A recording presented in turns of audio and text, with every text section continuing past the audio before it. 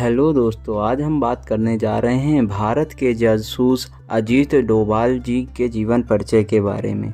अजीत डोभाल एक सेवानिवृत्त आईपीएस अधिकारी हैं। यूँ तो कई ऐसे आईपीएस अधिकारी हैं जो अपनी पूरी सेवाएं देने के बाद सेवानिवृत्त हो गए, पर अजीत जी का नाम आज भी भारत के सुरक्षा मुद्दों पर अग्रणी है।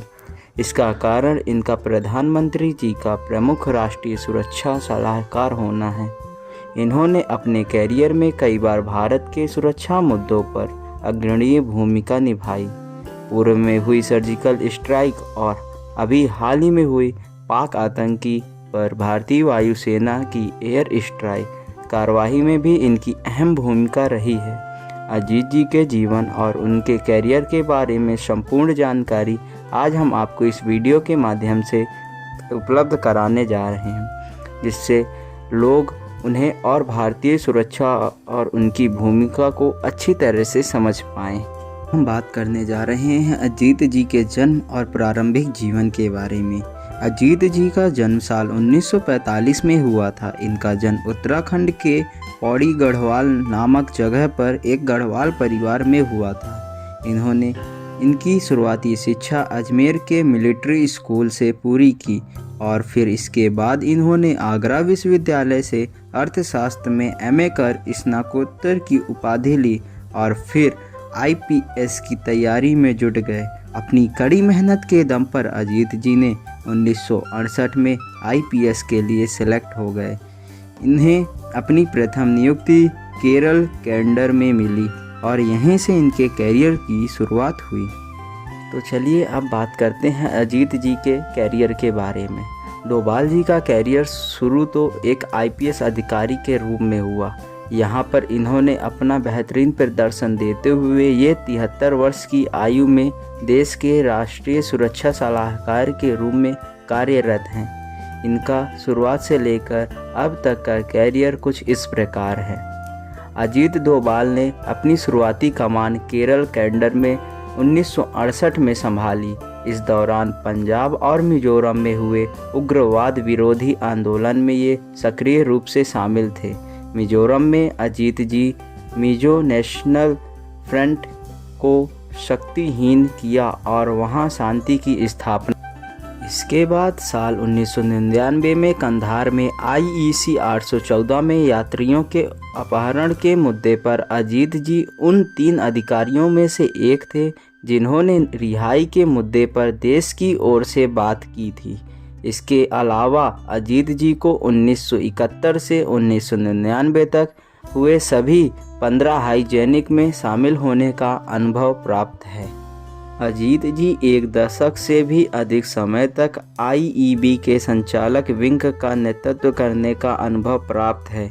इसके अलावा अजीत जी को मल्टी एजेंसी सेंटर MAC और joint stock force on intelligence के संस्थापक अध्यक्ष भी हैं। अजीत जी ने आतंक निरोधी कार्यों के लिए भारत के तीसरे राष्ट्रीय सुरक्षा सलाहकार MK नारायण के द्वारा ट्रेनिंग भी प्राप्त की हुई है।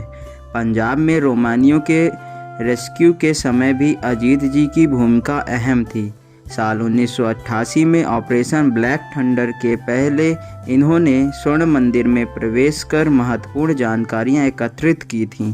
अजीत जी मिजो नेशनल आर्मी के साथ बर्मा और चीन की सीमा के अंदर एक बहुत लंबा समय बिताया। मिजो नेशनल फ्रंट के विद्रोह के समय भी इनका प्रदर्शन यादगार था। अजीत जी ने बहुत लंबा समय करीब 7 साल तक पाकिस्तान में अपना धर्म बदल कर गुजारा। इस दौरान इन्होंने भारतीय सुरक्षा एजेंसी के लिए कई सारी महत्वपूर्ण जानकारियां भी एकत्रित की। अजीत जी साल 2005 में जनवरी के महीने में इंटेलिजेंसी ब्यूरो के डायरेक्टर के पद से सेवानिवृत्त हुए।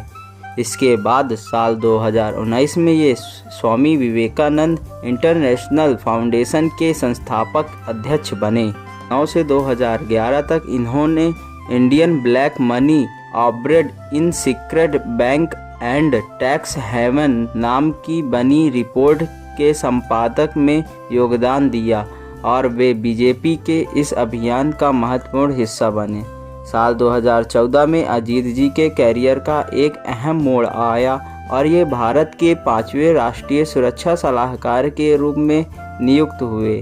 साल 2014 में ही अजीत जी ने उन 46 नर्सों को रिहाई में महत्वपूर्ण भूमिका निभाई जो इराक में फंसी हुई थी और जिसके परिवार ने भी इनसे अपना संपर्क खो दिया था।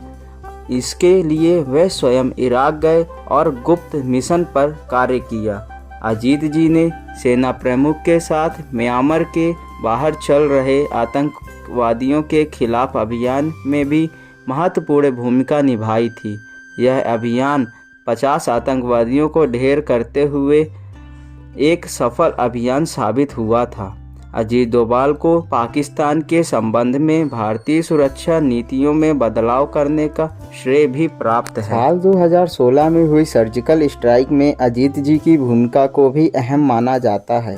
कहा जाता है कि इन्हीं की योजना से भारत अपने लक्ष्य को प्राप्त करने में सफल हुआ है। साल 2018 में इन्हें स्ट्रेटेजिक पॉलिसी ग्रुप का अध्यक्ष भी नियुक्त किया गया है।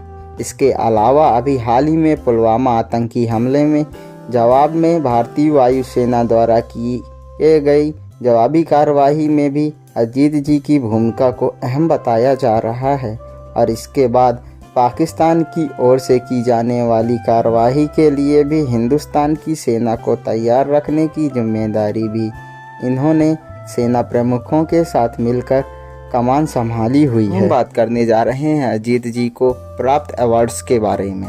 अजीत जी अपनी उम्मवाद सेवाओं के लिए पुलिस मेडल पाने वाले सबसे कम उम्र के अधिकारी थे। उन्हें उनकी सेवाओं के मात्र 6 साल बाद यह मेडल दिया गया था। इसके बाद अजीत जी को प्रेसिडेंट पुलिस मेडल से भी नवाजा गया है। यह मेडल प्रतिवर्ष गणतंत्र दिवस और स्वतंत्रता दिवस के मौके पर चयनित अधिकारी को उनकी वीरता या प्रतिष्ठित सेवाओं के लिए राष्ट्रपति द्वारा प्रदान किया जाता है। साल 1988 में अजीत जी ने दूसरे सबसे बड़े सर्वोच्च वीरता पुरस्कार कीर्ति चक्र भी प्राप्त किया है। आज 73 वर्ष की उम्र में भी भारतीय सीमा सुरक्षा की जिम्मेदारी में अजीत जी ने अहम भूमिका निभाई हुई है। इस पद पर पहुंचने और इसकी जिम्मेदारी को उठाने के लिए इन्हें न जाने कितने इम्तिहानों का सामना करना पड़ा होगा। हमारी सुरक्षा के लिए हमारे जवानों की शहादत तो अविस्मरणीय है। अजीत जी उन लोगों में से एक हैं जो सीमा पर न रहकर भी हमारी सुरक्षा के लिए साल में 12 महीने, सप्ताह में 7 दिन और दिन में 24 घंटे लगे हुए हैं। अजीत जी के प्रयासों और जज्बे को हमारा सलाम है। तो दोस्तों, अजीत जी से आपने कुछ सीखा हो या हमारे इस वीडियो के माध्यम से आपको कुछ नई जानकारी मिली हो तो वीडियो को लाइक करें, अपने दोस्तों को ज़्यादा से ज़्यादा शेयर करें। चैनल में पहली बार हो तो चैनल को सब्सक्राइब करके साथ ही साथ बेल आइकॉन प्रेस करना तो भूलना ही नहीं। हम इस चैनल में ऐसे ही महान और वीर लोगों की बायोग्राफी लाते रहेंगे। Subscribe now and press the bell icon. Never miss an update.